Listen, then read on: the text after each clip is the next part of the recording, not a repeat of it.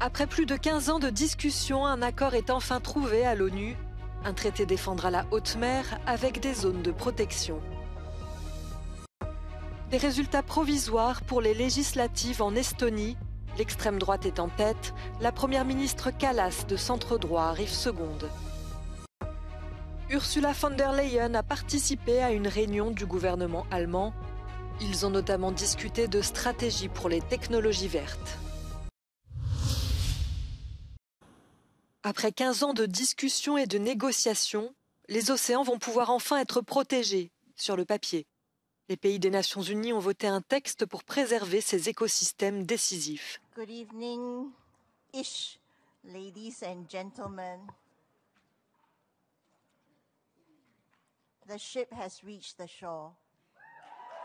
C'est le premier traité international pour lutter contre les menaces qui pèsent sur les écosystèmes vitaux pour l'humanité. Même si le texte n'est pas encore formellement adopté par l'ONU, il doit encore être traduit en 6 langues. Pour les militants, c'est un tournant dans la protection de la biodiversité. La haute mer représente 60% des océans. Elle a été délaissée au profit de la protection des littoraux ou de certaines espèces animales emblématiques.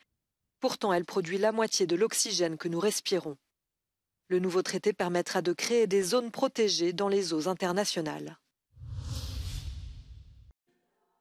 Des résultats provisoires en Estonie, mais qui contredisent les sondages. Sur les 90% des bureaux de vote qui ont transmis leur décompte, l'extrême droite arrive en tête des élections législatives. Le parti Écré récolte pour l'instant plus de 25% des voix. C'est une progression de plus de 7 points par rapport aux dernières élections. Ce parti ne veut plus livrer d'armes à Kiev car il estime que cela fragilise la propre défense estonienne. Et son leader, Martin Helme, ne souhaite pas aggraver davantage les tensions avec Moscou. La première ministre Kaja Kallas sera obligée de former une coalition si elle veut rester au pouvoir.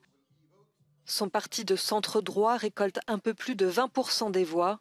C'est une chute de 10 points par rapport aux dernières élections.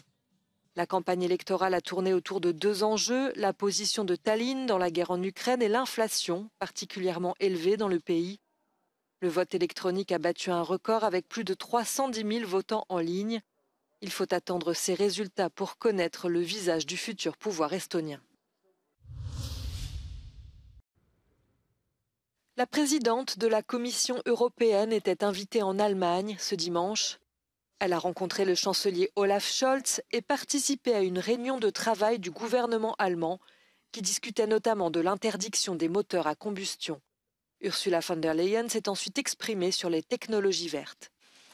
Wir müssen den Fokus darauf legen, dass wir auch in Zukunft die führende Region sein werden bei den sauberen Technologien. Wir müssen die Rahmenbedingungen für Clean Tech verbessern. Dans quelques jours, la présidente de la Commission européenne rencontrera Joe Biden à Washington, car les pays européens sont inquiets des subventions accordées au secteur par le gouvernement américain. Même si elles sont une bonne chose pour lutter contre le changement climatique, dit Ursula von der Leyen, ces aides sont aussi un nouveau défi politique et industriel pour Bruxelles.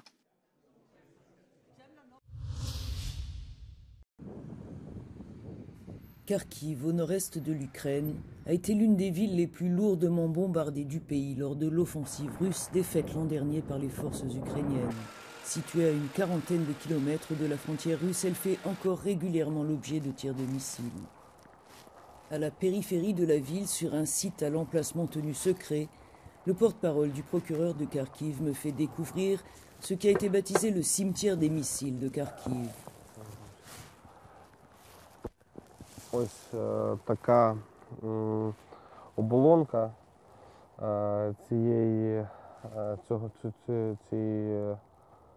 цього снаряду.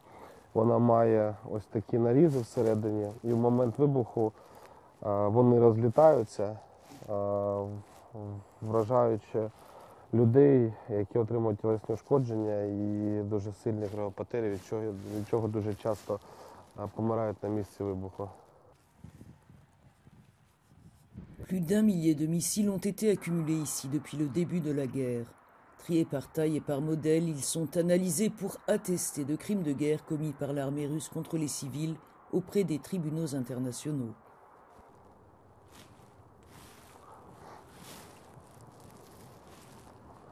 Прокурори та слідчі описують ці знайдені припаси для того, аби прив'язати конкретний обстріл, конкретний час обстрілу, зафіксувати це, і фіксуються також постраждавші, загиблі особи, зруйновані об'єкти інфраструктури, для того, аби ми могли конкретизувати, деталізувати відповідальність кожної особи в подальшому.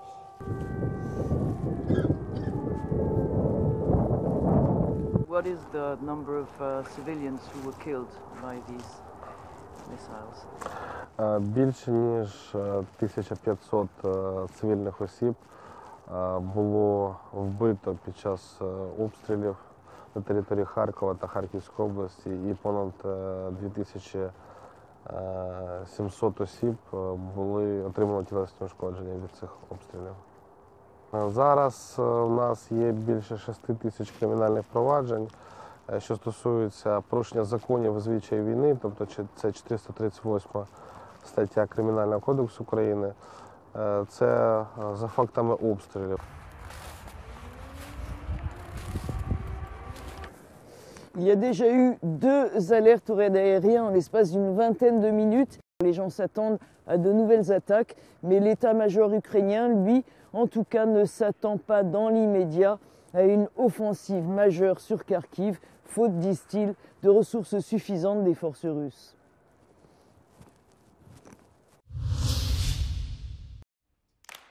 Fluide, insolent, drôle. L'art de la chorégraphie, selon l'ex-danseuse classique Silvia Gribaudy, glisse de la danse au théâtre, avec même un air de cirque. Dans Grâce, inspirée de la sculpture d'Antonio Canova, Les Trois Grâces, elle réfléchit à ce que produit un corps qui souhaite juste s'exprimer, sans se soucier de son genre, des normes sociales ou des canons esthétiques. Un hymne à l'acceptation et à la confiance en soi. E rispetto al corpo, ovviamente siamo inondati di stereotipi e ognuno di noi decide poi come stare all'interno delle forme del corpo. La parola perfetto, non perfetto, sono sempre parole scivolose, secondo me, proprio perché esiste una zona quasi sconosciuta, una zona di confine dentro cui forse perfezione e imperfezione non esistono più, ma esiste semplicemente la forma fatta di volume, di spazi. Anche il corpo è fatto di questo. Comment affronter le regard des autres, le jugement social et même la honte, parfois? Silvia Gribaudy a fait de l'autodérision une grande arme.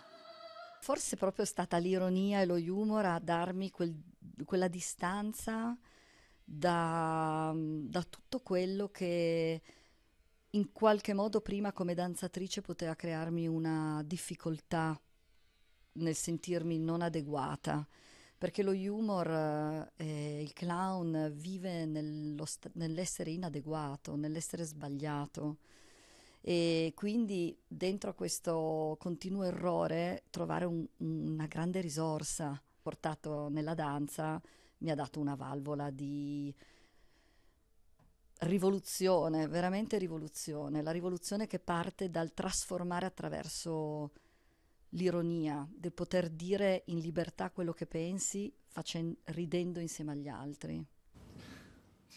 Si cette chorégraphie a un message, c'est que tout le monde peut entrer dans la danse avec son propre corps. Il faut se chercher, réfléchir, trouver les bons maîtres et créer son propre langage poétique sans vouloir être quelqu'un d'autre.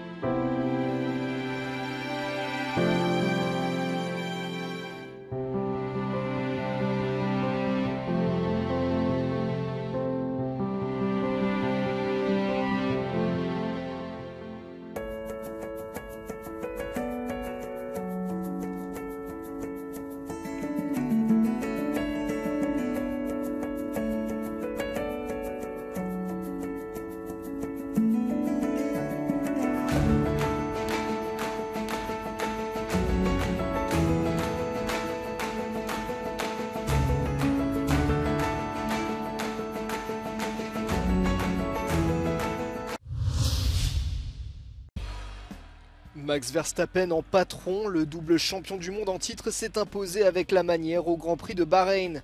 Parti en pole position à la nuit tombée, le pilote néerlandais a dominé de la tête et des épaules la course, ne laissant aucune chance à la concurrence. Son coéquipier Sergio Pérez a terminé à la 2e place, tandis que le vétéran espagnol Fernando Alonso a accroché la 3e place pour sa première course avec Aston Martin. De son côté, le Britannique Lewis Hamilton a dû se contenter de la 5e place derrière Carlos Sainz Jr. Ferrari, attendu cette saison comme la principale rivale des Red Bull, n'a pas chassé ses mauvais démons. À cause d'un souci mécanique, le vice-champion du monde Charles Leclerc a dû abandonner au dernier tiers de la course et aura à cœur de relever la tête le 19 mars à l'occasion du prochain Grand Prix qui aura lieu en Arabie Saoudite.